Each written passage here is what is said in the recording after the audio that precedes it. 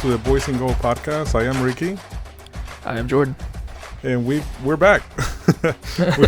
We've been gone for quite a few games. Sorry about that. It's life happens and everything. So yeah, it's I had vacation 1 week and then we had not a lot of chances to record. So yeah, and then now we're gonna have some more back-to-back games. So we're gonna have to double up on a couple of them, because right now it's Tuesday, so Wednesday is one, and then Saturday. We got a match tomorrow. I'm gonna try to edit this tonight and schedule it to post in the morning. Yeah. But yeah, a lot has happened since we last recorded. Hani Mukhtar has become the third player in MLS history to score 50 goals and 30 assists across 3 seasons. Hani got his second hat trick of this season, and probably the least important of the 3, Messi's coming to MLS. Yeah, basically, we have a Messi league now. It's gonna be. It was funny listening to our last episode today because we both said, yeah, I don't see it happening. Yeah, that's the one thing. I never once expected it to happen when the rumors originally started forever ago. But and just to point out something really good about that is that he actually chose to not get a whole lot of money, immediate money, I guess, from the other, like the Saudi Arabia and whatever other leagues that might have wanted him, and he chose to come to the MLS. So I'm not saying any. I mean, he's basically gonna bring the MLS to another level. As far as recognition. Of course, the name Messi is gonna be. Beckham is already here, and he brought some people. Then Henry was here too. But now you see Messi, the world champion. It's gonna be one of the biggest names. Is one of the biggest names in the MLS. In the world. Is gonna come to the MLS and stay for a while, because it's gonna have a team after this. So. Yeah, arguably the greatest player of all time, playing in this league when he's still got it basically. Yeah, that's gonna bring a lot of people in, and it's gonna raise the quality of the league, I think. For sure. Obviously, I think he's gonna stand out just because he's Messi, and he's gonna be playing against, it's been a meme for a long time, the MLS defense. Yeah, but. I can't wait to see how our game against him goes, because we're known for our defense. We have, I think, the best defensive record in the league right now. Yeah, right now, yeah, I think so. As far as least goals conceded. Yeah. So other than Cincinnati. It'll definitely be fun. No, we have less conceded than them. Oh, okay. Oh, I guess St. Louis just beat up on them. That's something that we'll have to cover later on too. They have 16 conceded. We have 13. Okay. We actually have the best goal differential in the league too. Nice. With a plus 15. Yeah, because St. Louis is right behind. Actually, beating St. Louis put us ahead of them on goal differential. Wow, that's crazy. St. Louis has so many goals. They're at 14. So yeah, we're not facing Miami anymore this year unless we face them in the playoffs, right? We play them August 30th in Miami. In Miami, okay. Yeah, so no Nashville games against them, in Nashville, but we do play them. So are we gonna go over there and pay $400 for a ticket? God no. I'm okay over here. I'll watch it on the TV. I was gonna say it's created a situation where it's oh well, he's gonna be here next season. Do I go to the match to see Messi play, or do I sell that ticket and get my entire season ticket investment back for that single match? I would sell and try to get some random supporter section ticket. That's true. That's not the worst idea, but I'm sure every game that he's at's gonna be a sellout for sure. Yeah. So it's gonna be tough to find one if you sell a ticket you've already got. Yeah, and then not only that, but they're trying to bring that old Barcelona team. They got. There's 2 players that are trying to come. Aren't they really far along with signing Busquets or something? Yep, Busquets, and they're trying to bring back Di Maria from, I think Di Maria retired or he's in free agency. One of the two. I'm not sure. But yeah, they're trying to I do haven't that. heard much about him in a while. And of course, Suarez. I mean, I don't think Suarez would have much of a fight coming over. I think he's in Brazil right now. I haven't really checked up on him. But, I don't know. yeah. I know he's in South America. Oh, yeah. Luis Suarez. Oh, my lord. I Googled Luis Suarez, and other than just autofilling his name, the second recommendation was Luis Suarez Inter Miami. Oh, wow. Yeah, it's I mean, this seems like a meme, but Miami is making it happen, and I think that the league is pretty okay with that. Yeah. Yeah, I mean, they're giving Messi a cut of the Apple deal. So For sure. Yeah. they are bending over backwards to get him to come here. Yeah. But I mean, they did the same with Beckham when he originally joined. That's why that's why the DP situation is what it is now. Oh. Because there was a salary cap, but there was no, as far as I'm aware, I believe there was no designated player slot, and so every player had to be under the salary cap. Wow. So they were like, well, arguably the most popular player in the world right at that time wants to come to the MLS, but he's not going to take that big of a pay cut. We have to find a way to get him here. So they implemented the DP slots. Well, he came here and he played a couple of years, right? I don't remember how many years he played. Yeah, I don't know exactly, but yeah, that was before my time in the MLS. But yeah, he was here from 2007 to 2012, but he spent 2009 to 2010 on loan at AC Milan. Oh, okay. He made 98 appearances for Galaxy. So yeah, man. So yeah, he was here for technically 5 years, but spent 2 of it on loan. Yeah. But regardless, not long after that, Steven Gerrard came over. It compounded from there, and we're kind of seeing the same thing now that Messi's coming, because now we're hearing Busquets. I think I saw Jordi Alba. I could be wrong about that, but just all the Barcelona boys. Right. Hey, and I mean that's also a start for other players to come. I mean, who doesn't want to play with Messi? I mean, yeah, that's if you have the opportunity, yeah. Beckham came over in 2007. Yeah, 2007, and then Steven Gerrard came over not long after that. Were they in the Galaxy? They did both play for Galaxy. I don't know if it was at the same time. Oh, okay. Let me see. Oh no, Gerrard didn't come over until 2015. Oh, okay. Duh. I'm stupid. Liverpool fan, completely forgetting about the 2014 slip. Yeah. I'm just pushing that out of my mind. Yeah. So, Messi's in the league, and he's gonna bring the league up to a new level. Everybody wins. I mean, they were saying that it was Apple TV, Adidas, and the MLS.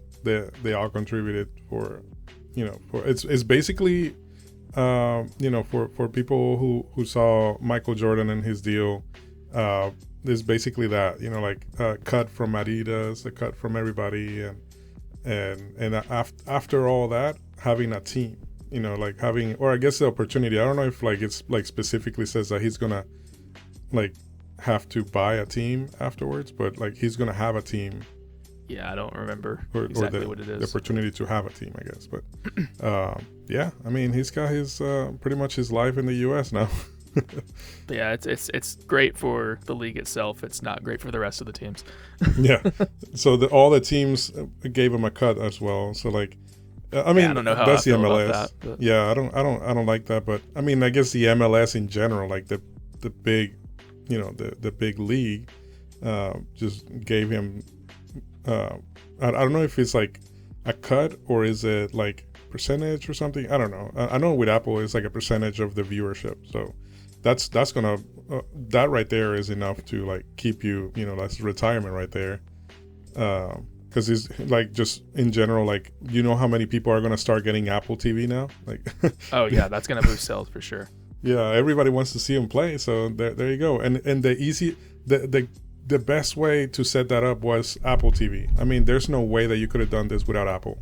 And the fact that now everybody in the world can just literally go in, subscribe to the Messi TV, is gonna be.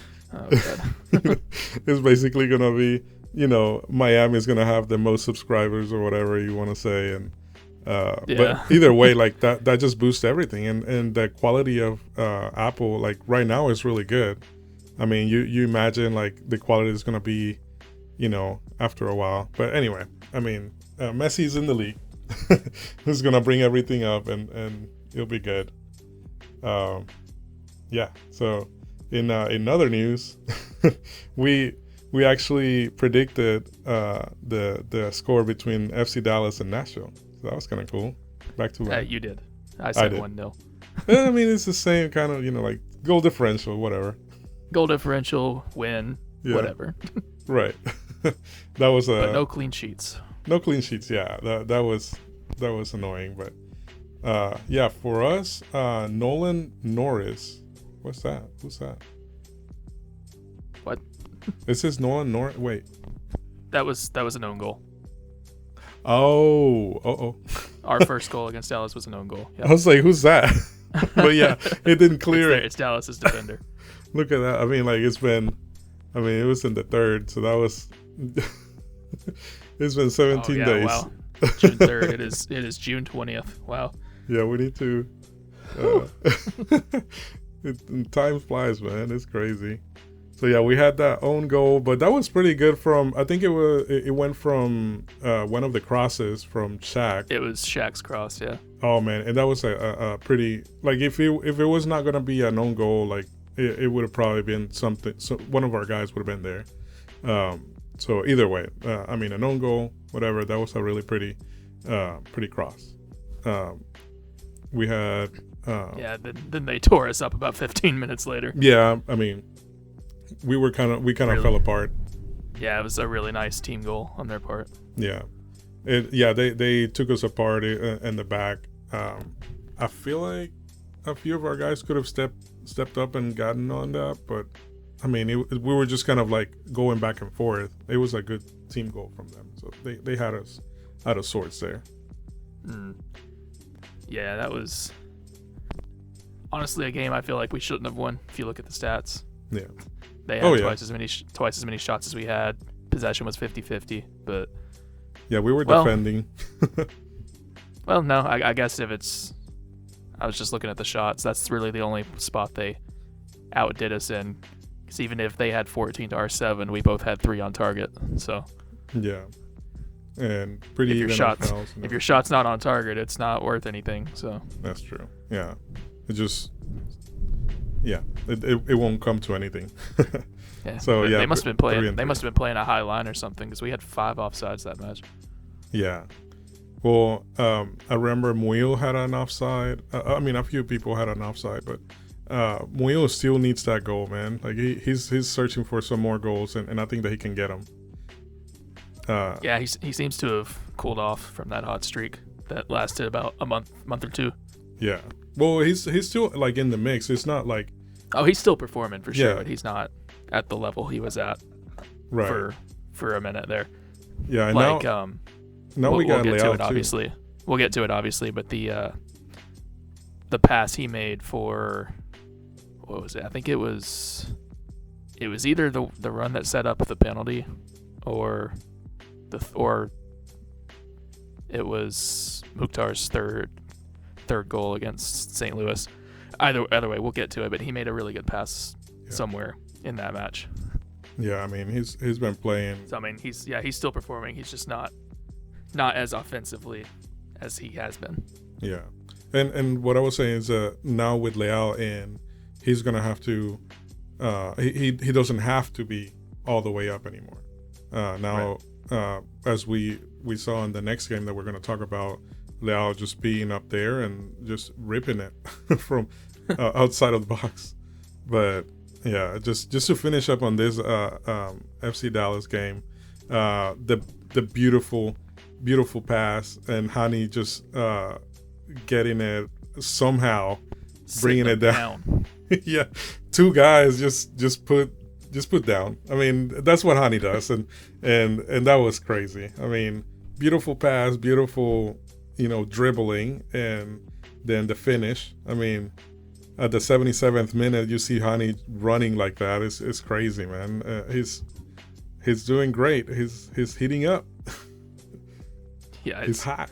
It's wild to think that he's performing better than he was at this point last season. Yeah. Like, I saw a stat earlier. He's on, like, I think right around 20 goal contributions. Yeah. Already right now, and at this point last season he was at like 12 or 13. Yeah, and he's got 13 goals, 3 more than the tie that is the second place right now. And yeah, it was 13 goals and 7 assists right now. Yeah. And at this point last season he was on, I think, 9 goals, 5 assists. Wow. I mean, or 7 goals, 5 assists, something like that. Yeah. Either way, already outperforming himself from last season. So back-to-back MVP is a very good possibility. That's awesome. Yeah, I mean, it's not even like, you can't dispute that. I mean, you can score goals and everything, but like, if you're not assisting your teams, I mean, that's what he's doing. So yeah, it's a team game. The MVP is the most valuable player for a team, and it's not even arguable. Yeah, I think last season Hani was the most valuable player to any single team. Yeah. Now I think Cincinnati does have a argument this year with Lucho Acosta. Yeah, he's doing good. He has kind of carried them this season, but Hani's still Hani, and he's still outperforming him. Yeah, I think even the guy carrying the team that's at the top of the league right now is being outshined. Wow. So. Yeah, I mean, he's doing great. All right, moving on to the Toronto game. That one was an away game. This one sucked. This one was pretty bad. I was sitting at a restaurant in Knoxville, Tennessee, watching this match. It was so bad. Yeah. And not like watching it on a TV at the restaurant. I have my phone on the table. Yeah, we were, man, what was wrong? Like, we were not working together at all. It just seemed like a different Nashville team. I remember I messaged our group at halftime, and I said, Gary better put the fear of God in these boys at halftime, because that was awful. Man, that sucked. We had Lorenzo Insigne on the 38th minute just dribbling in and shooting. Oh, yeah. That was a pretty ridiculous goal. Yeah. Very good goal there. Joe didn't really stand a chance. Yeah. I think he actually got a finger to it, but and now we're seeing that trend too. Like, the goals that we're getting are not just like little, like here and there, whoops, here's a goal. Like, this is like, that was a beautiful goal. And then we had it wasn't in Columbus. Their goal, like at the first. Yeah, their second minute goal. I mean, they were kind of similar goals when it comes to like where it came from. I don't think that they developed the same way, but I mean, Insigne is Insigne. He's still got pretty good touch. There's no way for Joe to get that. Yeah, we're either conceding those or VAR is gifting other team goals. That was we'll get to that. We'll get to that one too. Yeah. We actually, I'm saying that because 1, 2, 3, 4, 5, 6. It's been 7 league matches since we've had a clean sheet. Yeah, and we started out strong, which is very surprising. Yeah. Oh yeah, we had like 5 clean sheets in the first 7 matches. Yeah. But now we haven't had one in 7. Which is very surprising considering we still have the least goals conceded. I mean, we're not conceding a lot. The most we've conceded in any of these every single one of these matches, we've conceded 1. Yeah. No more than 1. But like, I don't know, just per game, 1 per game. We've hit a. I don't know if it's because we're missing Zimmerman. Yeah. I mean, we haven't lost a match since he's been out with the injury plus international, the international stuff, but we're not quite as solid, I think, in the back without him, because like I said, 7 matches since we've had a clean sheet. Yeah, we had Zimmerman for a little bit on the Dallas game. I forgot he got subbed out for Bauer, I think, in the Dallas game, and then we had in Toronto we had McNaughton, but then he came off in the first half, I believe. I don't remember. Let me look. Yeah, he had a groin injury or something, or a knock, or like it was not an injury. It was like precautions. Precautions. I remember. Yeah, he came out like 30 minutes in, I think. Yeah, McNaughton came off in the first half out of precaution. So Bauer came in.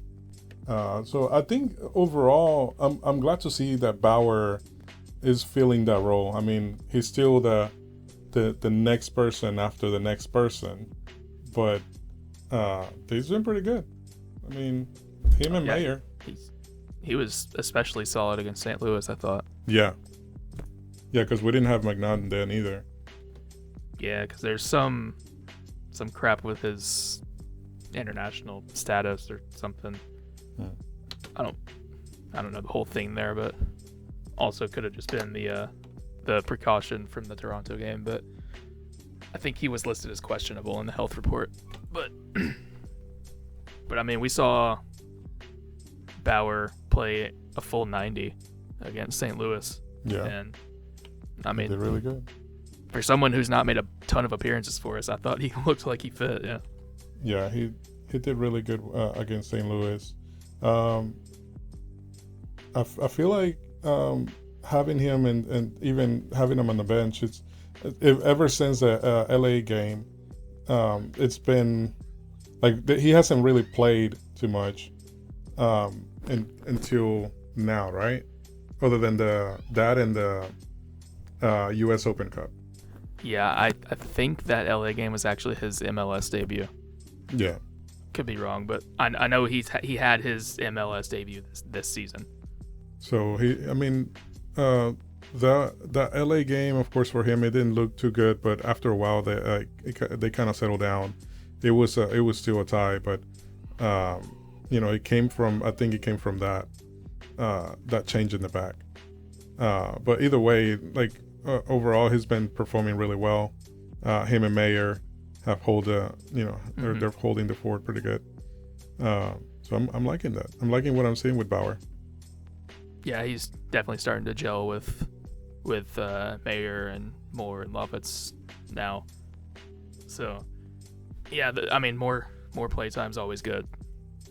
So while I would rather be seeing McNaughton right now, there's obviously there's something going on where Bauer is starting over him.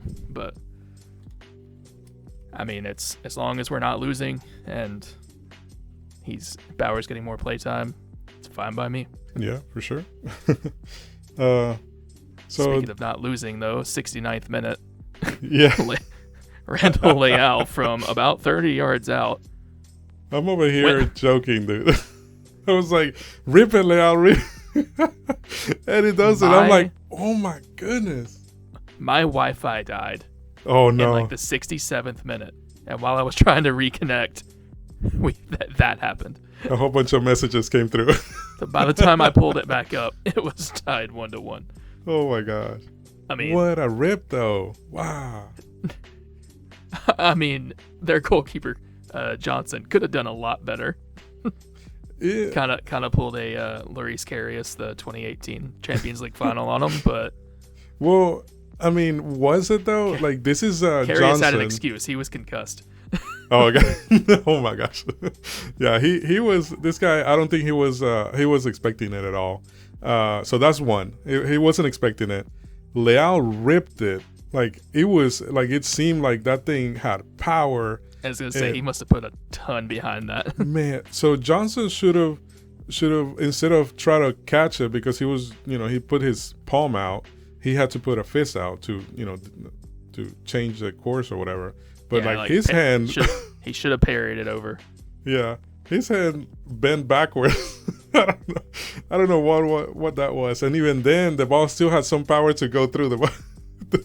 Yeah. Oh my gosh, that was just crazy, man. Randall, let's keep trying that. He tries it every game. Yeah. It's one of those things you just got to keep. it seems like it's his mindset. Just keep doing it. Eventually it'll go in. Hey, and he did. Yeah, I'm glad he's finally got a goal. Yes. Because you can tell he's been wanting one for a while. Yeah, so this one was definitely on target. It was dead on. The other ones that he has tried have sailed either up or a little to the side. So, are we seeing a Leao comeback? I hope so. He's one of our most creative midfielders when he's in form. Yes. Yes, he can play some crazy passes, and just having that extra like choice of drop it to Leao and he can just rip it from wherever he's standing. Yeah. As opposed to send it wide and Shackle crosses in. Hopefully Hani gets his head to it. Yeah, and then what that creates is a good balance of things. Like you have the crosses, because those are, they can be lethal. Then you have it where it comes out a little bit from the box, and then you find Leao there and he rips it from there. If nobody comes to him or anything, he's got a clear shot. That thing is going to either go in, of course, sail, hopefully not, but either go in or bounce, and you have guys already in there to bring, to put it in. So, not the best track record since he's returned from this injury. He's not always hitting the target on those, but they're not easy shots. So right, because when he hits it with that knuckleball, like that kind of like a knuckleball, and it can be unpredictable sometimes. So that's his style, man. That's how he shoots. And we saw, for sure that it paid off on this one. Yeah, having those midfielders that are willing and able to go for those long shots are always a great thing to have. Like, I know Davis scored one last year from range. Yeah. He doesn't usually shoot though, so that was kind of a shock to see, and it's not something I think we've seen even attempted this season. But also with our rotation in the midfield, because of Godoy's shoulder injury at the beginning of the season, and then Dax being ancient. Yeah.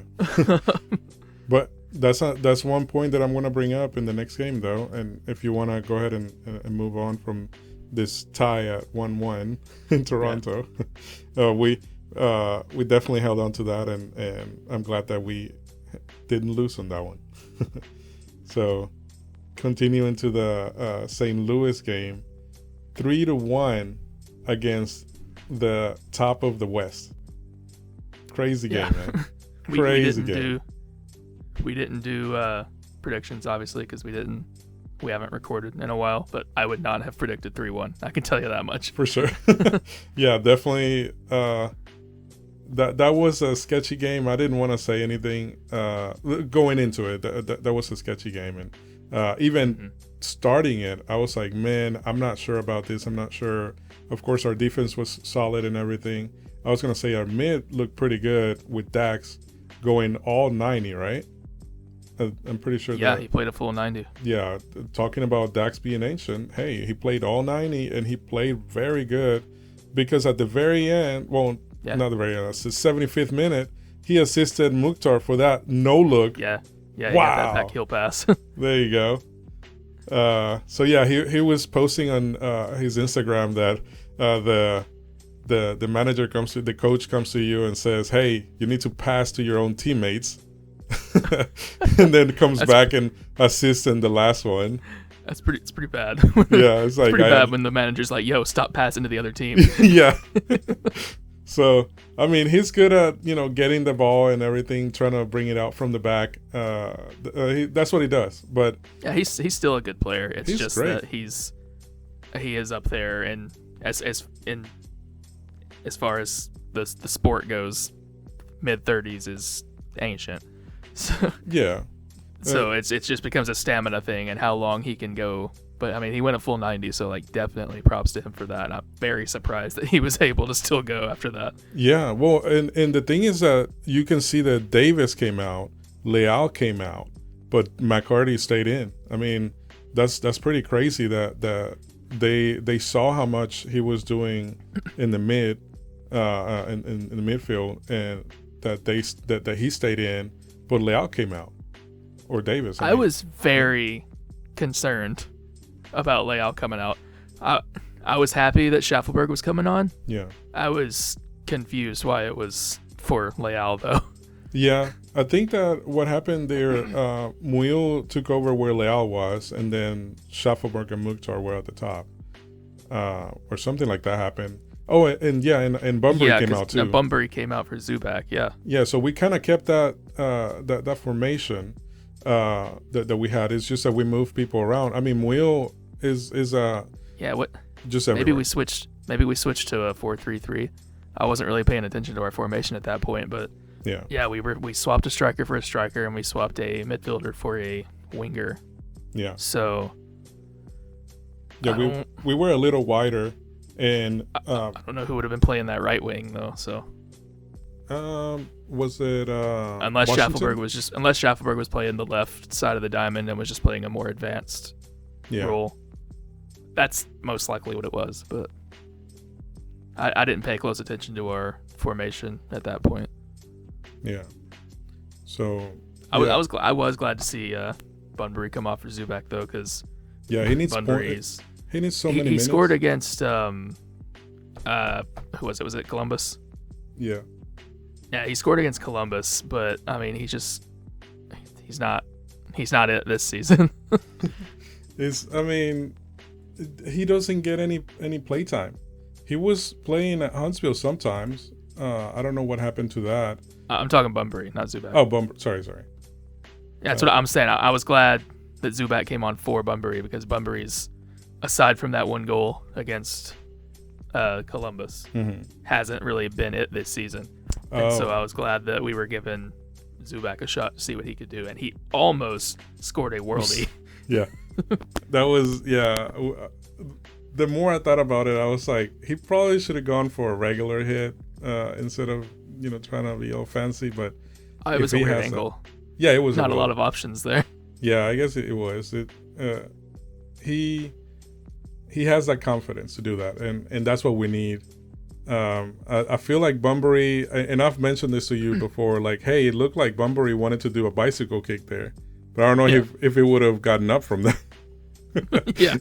Broken his hip or something. I don't know, but like Bunbury, he's up there as well, but he's holding up, as much as he can. We definitely need an upgrade on that position, and as of right now, Zubac doesn't seem like is the right answer there. No, I don't think he is at all. But yeah, I wish that he would develop into that though. Like when he came in, he wasn't like that. It seemed like. I do think Bunbury is the better striker over Zubac for sure. Yeah. But that's I think it all comes down to experience at that point. Zubac's like 25. Bunbury is, I think, like 31, 32, somewhere around that. Yeah. I feel like he's got one more year maybe. I don't know. We have a lot of players that are like that.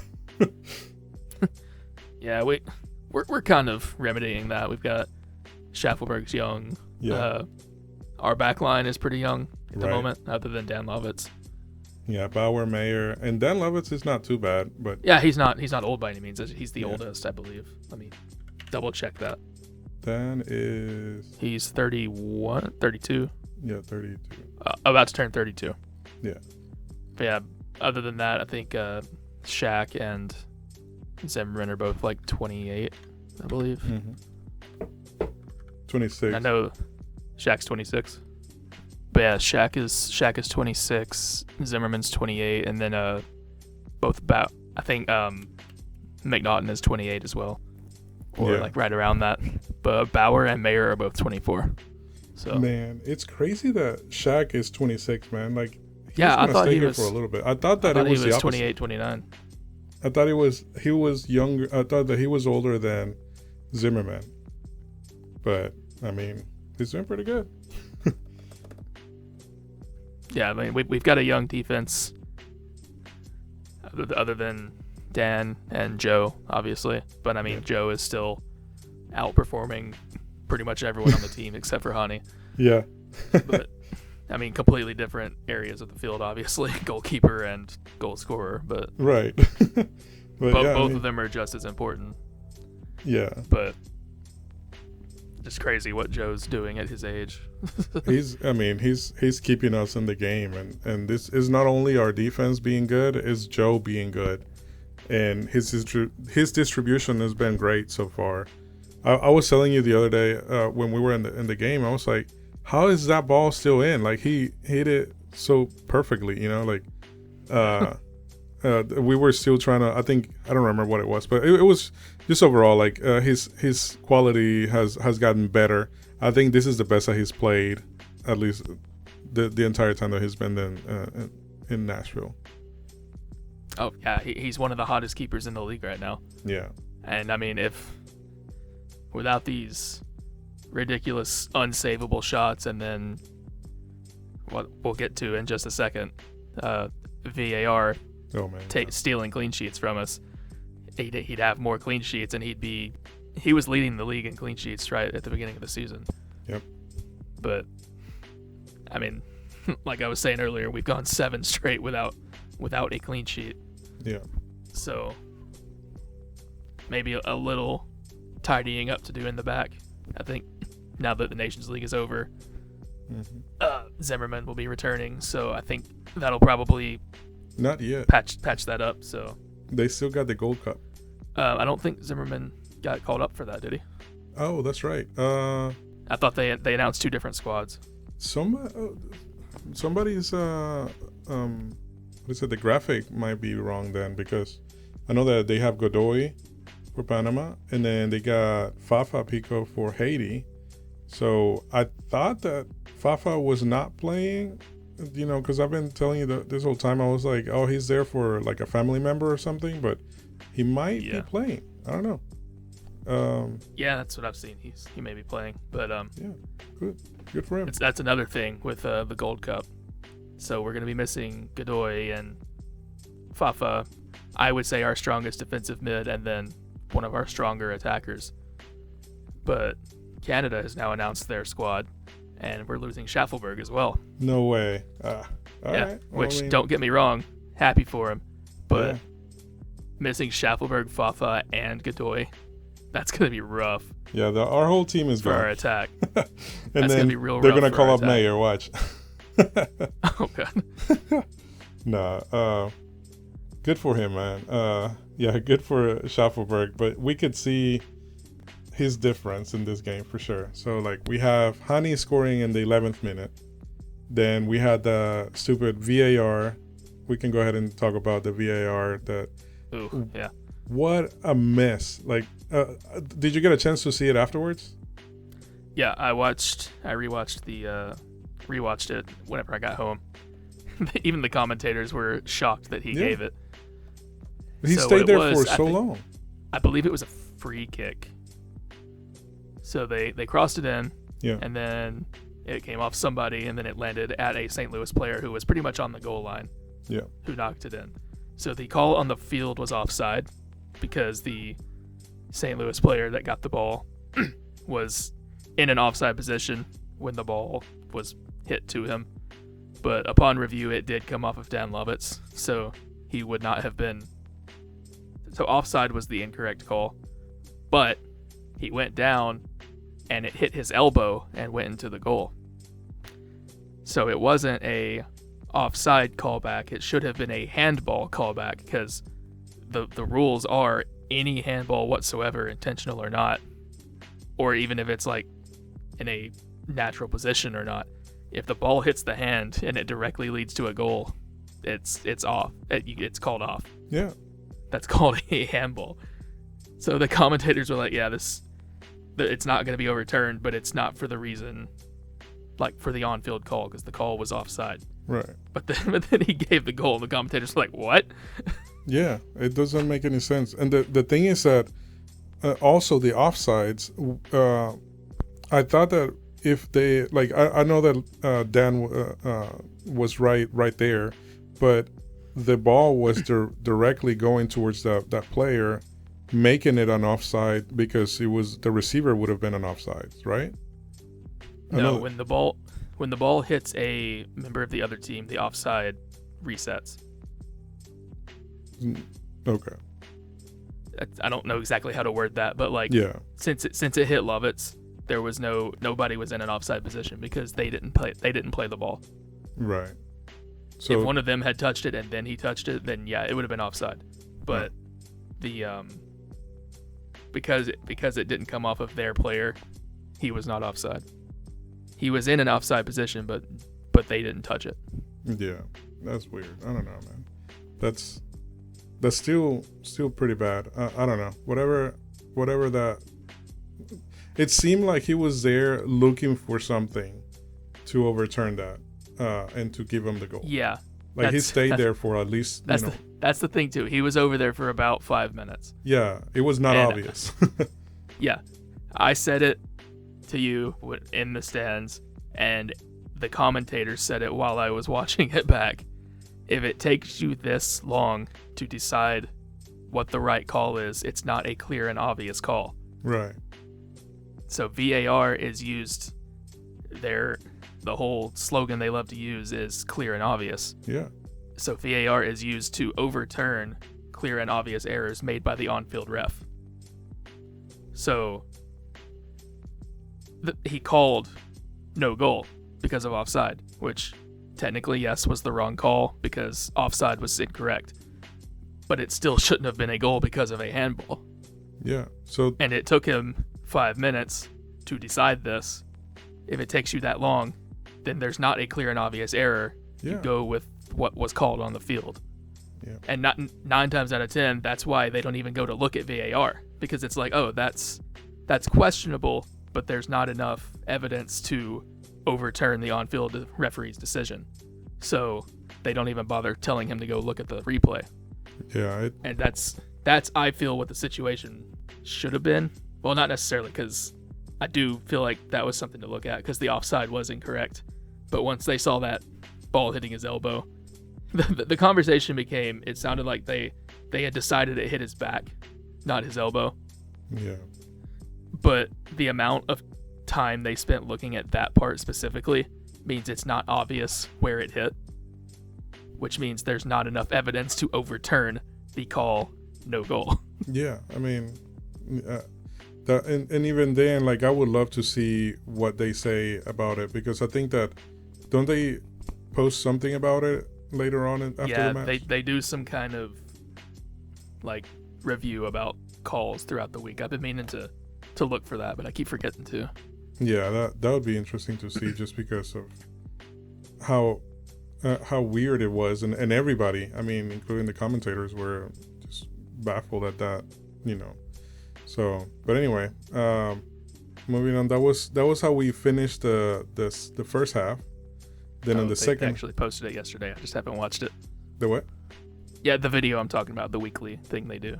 What? I don't even know if they covered it or not. You opening it? Yeah, I'm skipping through it to see if they covered it. Okay, okay. So watching this, he's saying he agrees because if you look at where it hits in that area of the upper arm that's not considered a handball. But the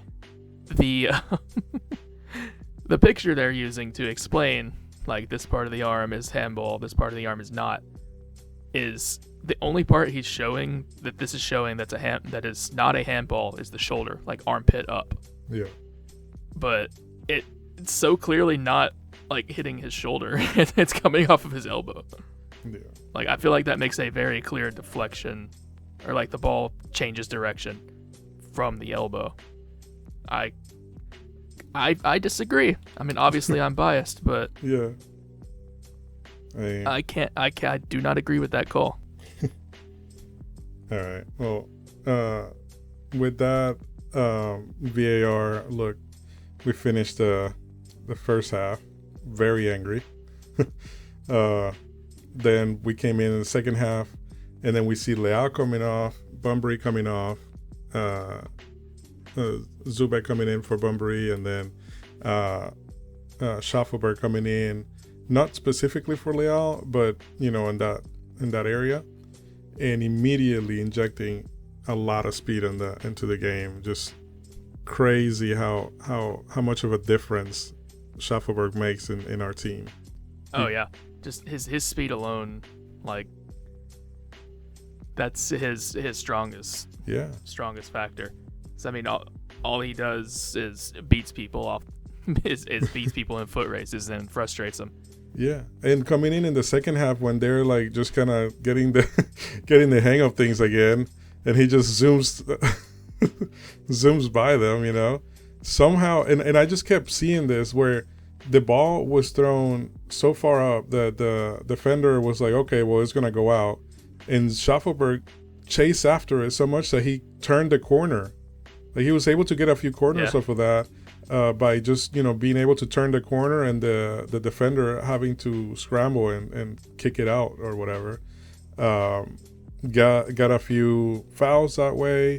Got the next goal, which was in the 70th minute, where Hani, I guess, passed it to Schaffelberg, and he was already about to score, and the guy came back and just tackled him from behind. It was the last guy, got a red card.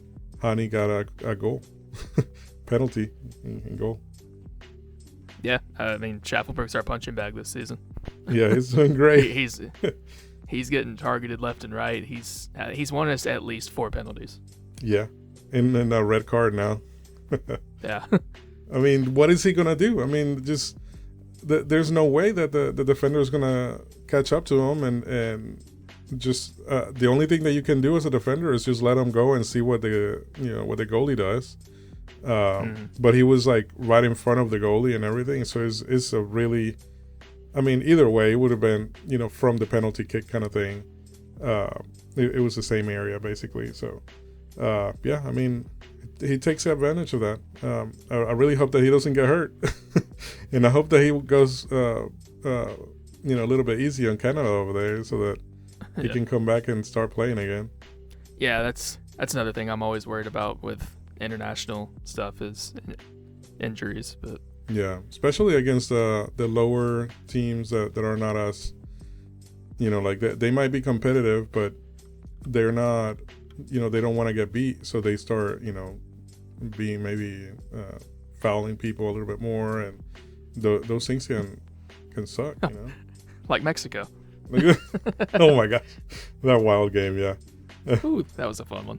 That's crazy. And even well, I mean, of course, I follow Panama, and that was a wild game too. I mean, it wasn't foul or anything, but Mexico won by 1. Panama had 2 goals called back. And say an absolute tragedy that Godoy goal didn't stand. I was cheering. I was like, "Is that a goal? Is that Godoy? Oh my goodness!" And they celebrated and everything. So they even posted on their the leagues, the Panama League's Instagram. They're like, yeah, that's a postcard from Vegas.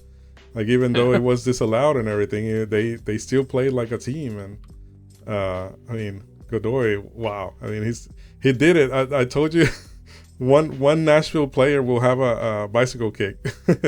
I guess that doesn't technically count, but we're getting there. we need to see it in Geodis. Yeah, we need to see it over here, or anywhere really over here. Like if we do that in anybody's house, can you imagine? We go to somebody's house and try to bicycle kick. Wow, that's crazy. Yeah, but we should probably be wrapping up. Yeah. So St. Louis came over. Apparently they brought like 2 buses, and they travel really well. Yeah. They had way too many people, like way more people than Atlanta. Glad you said that. I wanted to shout out their huge away support. They had a ton of people there. Yeah, and only that, but they celebrate. Well, we remembered the life of our a guy from the backline band. Ben Cowherd. Yeah, and he's gonna be missed. That's definitely a big loss for everybody. And the thing that surprised me the most is that St. Louis actually went in with us in that moment of silence, and they were doing the phone thing, which I didn't see on our. We were in the supporter section, so the supporter section was doing it out towards the crowd, but they did it over there, and they they supported everything. So I'm big shout out to them. Yeah, it's really the same thing as I forget who we were playing in this match when we did the 6-minute thing for the Covenant Church or the Covenant School shooting thing. Yeah. Pretty much same thing. Yeah, they whether they knew what it was for or not, they still followed along. They respected shout it. out to them. Yeah, that's really good. I'm glad to see that, and thank you St. Louis for doing that. They have really good fans. This is a good sport. I mean, at the end of the day, this is a sport that we all enjoy, and we all want to be, respectful for all other things. Everybody else has their own thing too. So, thank you for coming over and showing support and everything. I mean, it's our house, so we had to take over from there. So, the 3-1. That was a good Father's Day. Leading up to Father's Day and everything. Oh yeah, that was the day before. Yeah. So. Oh my God, whoever made that picture of Hani giving a piggyback ride to the St. Louis logo. Yeah. And said Happy Father's Day. There you go. Yeah. That's so good. All right. Well, thank you very much for listening to our podcast, and I know that we're not as consistent as we should be, but we'll try. We never will be. I'm gonna be honest. Yeah. we'll try. We just do this for fun anyway. So yeah, it's good. I think that people enjoy listening, and even if it's just a car ride or something, just listening to random things going on in the league or whatever happened in the game. We enjoy doing this. But yeah, you can find us on supposedly Apple Podcasts. Still haven't been able to find it. It says we're available on there, so if you're able to find it, awesome. I need to talk to Messi about that. Yeah, I'm sure he'll be able to help. Yeah. But supposedly Apple Podcasts, Google Podcasts, Spotify, YouTube. And of course, also follow us on Twitter and Instagram at The Boys in Gold. And we also have a Facebook group, so just where memes galore. Yeah, if you have any questions or anything, feel free to send it there or anywhere on this one. So we'll try to address any questions that are sent. Yeah, anywhere you can reach us, like Twitter DM, Instagram DM, YouTube comment, whatever.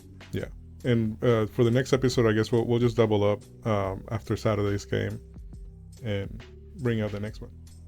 Yeah, we've got Montreal and Columbus on Montreal tomorrow, Columbus on Saturday. Yeah, what are your do we want to predict? I want clean sheet against Montreal. I mean, I do too. I want clean sheets every week.